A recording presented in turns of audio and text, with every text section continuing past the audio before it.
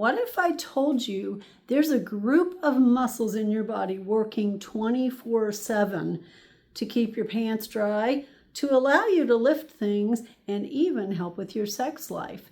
Yet you may never have seen them, or you really never thought about them. Well, let me introduce you to the pelvic floor. The pelvic floor is a group of over 20 muscles in 3 separate layers. It's a skeletal muscle, just like your biceps, just like your legs, just like your abs. And therefore, it applies to the same principles of length, of tension, and of muscle training that those other muscles in your body do. And what's most encouraging, you can retrain your pelvic floor just like you can retrain any other skeletal muscle in your body. And that's what we as pelvic floor therapists help you do. Try to find the pelvic floor on yourself. You can either sit or stand for this. The front of the pelvic floor starts at the front of your pubic bone, and it goes all the way back and attaches to your tailbone. It also goes from one of your sit bones to the other, so it goes side to side as well. So in a way, it kind of forms a hammock, or you can think of it as a trampoline. Okay, so now you know a little bit more about what the pelvic floor is and where it is in your body. But really, what does it do? We're going to take a little fun quiz here. I want you to look at these 4 choices and pick the one that you think is the function of the pelvic floor. Got it?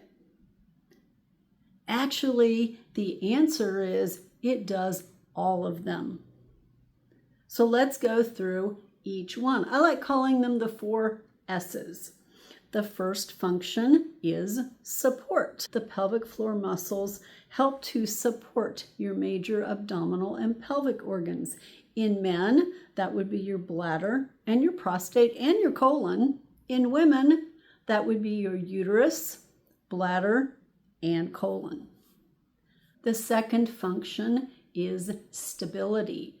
The pelvic floor kind of acts like a juggler to keep your pelvis, your spine, and your trunk stable so that your arms and legs can move and lift and carry load and do what they need to do.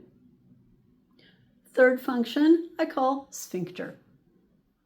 A sphincter is a circular muscle, and the pelvic floor has several of those that close when you want to keep pee, poo, or gas in, and open when you want to let them out. That's under your control, as it's also a skeletal muscle. And fourth function is, yes, sexual function. The pelvic floor does play an important role in sexual function for both men and women. Those nice orgasms, or the feeling you get when you have an orgasm, you can thank your pelvic floor for that. Now you know what the pelvic floor is, where it is, and what it does. But why does that even matter? I mean, you really haven't had to think about it. Well, that's the whole point. When the pelvic floor is working well, you really don't have to think about it. However, certain things can affect the function of the pelvic floor. Think pregnancy, childbirth, surgery, such as prostate surgery or hysterectomy or bladder surgery. Aging. As we age, we lose muscle mass, and that includes muscle mass of the pelvic floor. Injury, cancer, or illness could also impact the function of the pelvic floor. And when the pelvic floor function is affected, it affects the rest of the body. Think about it. The pelvis attaches your upper body to your lower body. And so it's pretty important in how the entire body works as a system. The good news is the pelvic floor is trainable, and those problems are often treatable with pelvic floor therapy. For today, I want you to take just a simple action step. Just be aware of your pelvic floor. No Kegels needed right now, but when you're standing or sitting, are you able to gently engage or gently contract that pelvic floor, even for a few seconds. Can you feel where it is when you sit? Can you feel it when you stand? Can you feel it when you breathe? If your answer is yes, our next question is, are you moving it correctly with the rest of your body? If the answer is no, that's okay. No worries. That just means you need to work on a little bit of awareness, and that's something we can help you with as well.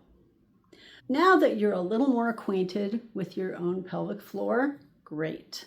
Let's take it a step further in the next episode where we're going to do a pelvic floor check-in, and you'll learn a simple awareness exercise to help you become more aware of what's going on down there.